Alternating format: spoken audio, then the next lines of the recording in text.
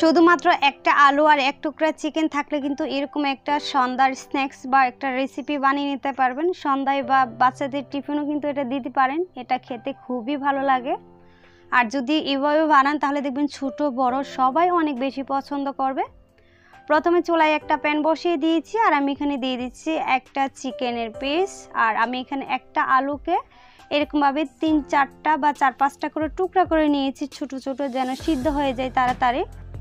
তারপর ঢাকনা দিয়ে ঢেকে এটাকে আমরা সিদ্ধ করে নেব। আর সিদ্ধ ততক্ষণই করতে হবে যতক্ষণ না পর্যন্ত এটা সিদ্ধ হয়ে যাচ্ছে। এই যে দেখেন, এখন ঢাকনাটাকে উঠিয়ে নিচ্ছি। আমি প্রায় 10 থেকে 12 মিনিটের মতো সিদ্ধ করেছিলাম।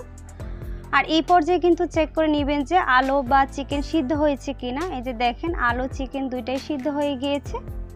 এখন চুলাটা অফ করে দিব। অফ করে আমি এইগুলাকে ঠান্ডা করে তারপর আমি এগুলাকে ভেঙে নেব। আপনারা চাইলে হাত দিয়েও ভেঙে নিতে পারেন, আবার চাইলে কিন্তু চামচ দিয়েও ভেঙে নিতে পারেন। এই যে দেখেন, আমি এই চিকেনগুলোকে ছোট ছোট টুকরা করে নিয়েছি আর আলুগুলাকে কিন্তু আমি এইভাবে ম্যাশ করে নিয়েছি।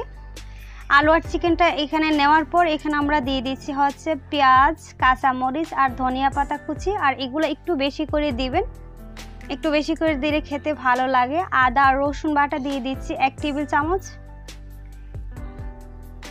আর এখানে দিয়ে দিচ্ছি স্বাদ মতো লবণ, হাফ চা চামচ দিয়ে দিচ্ছি মরিচের গুঁড়া, হাফ চা চামচ দিয়ে দিচ্ছি ধনিয়ার গুঁড়া, হাফ চা চামচ দিয়ে দিচ্ছি হলুদের গুঁড়া, হাফ চা চামচ দিয়ে দিচ্ছি জিরার গুঁড়া, 1 টেবিল চামচ দিয়ে দিচ্ছি চাউলের গুঁড়া, যেটা দিলে এগুলো অনেক মোচমোচা হবে। আর 1 টেবিল চামচ দিয়ে দিচ্ছি বেসন।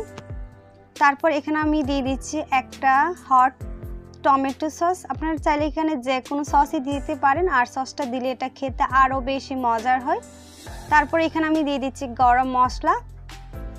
দেওয়ার পর এখন সব উপকরণ একসাথে হাত দিয়ে ভালোভাবে মেখে নিতে হবে। আর এখানে যদি আপনাদের পানি লাগে তাহলে কিন্তু দিবেন, আর আমার কিন্তু এখানে কোনো পানি লাগে নাই, আর এখানে কিন্তু আমি কোনো পানি দেই নাই। আপনারা চাইলে এখানে পানি দিয়ে কিন্তু ভালোভাবে এগুলোকে মেখে নিতে পারেন, আর আমি এখানে কোনো পানি দেই নাই। এই যে মাখা হয়ে গিয়েছে, আমি এখন এইভাবে শেপ দিয়ে নিচ্ছি, কাবাবের শেপ। আর এটা কাবাব বা যেরকম ভাবে ইচ্ছা শেপ দিয়ে নিতে পারেন। আমি এরকম গোল গোল করে কাবাবের শেপ দিয়ে নিচ্ছি। এই যে দেখেন, এইভাবে বানিয়ে নিয়েছি। আর আমি এইভাবে করে কিন্তু সবগুলা বানিয়ে নিয়েছি। যে দেখেন, দেখতে কতটা কিউট আর সুন্দর হয়েছে। আমি সবগুলো এখানে বানিয়ে নিয়েছি। তারপর এখন একে একে ভেজে নেব। চুলায় একটা প্যান বসিয়ে দিয়েছি। তারপর এখানে আমরা দিয়ে দিচ্ছি সরিষার তেল। আর এটা ভাজতে কিন্তু বেশি একটা তেল লাগে না, শুধুমাত্র অল্প তেল দিয়ে এটা ভেজে নেওয়া যায়। তেলটা যখন কিছুটা গরম হয়ে আসবে তখন আমরা দিয়ে দিচ্ছি এই কাবাবটা দেওয়ার পর এই চুলার আঁচটা মিডিয়ামের চেয়ে নিচে রেখে কিন্তু এই কাবাবগুলো ভাজতে হবে। এই যে এক পাশ হয়ে গিয়েছে, আমি এখন উল্টিয়ে দিচ্ছি।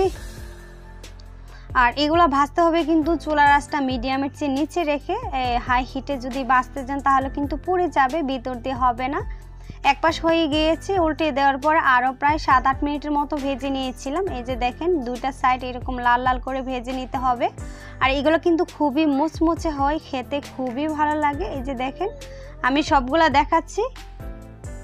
দেখেন হয়ে গিয়েছে, এখন আমি উঠিয়ে সাইডে রেখে দেন সার্ভ করে নিচ্ছি।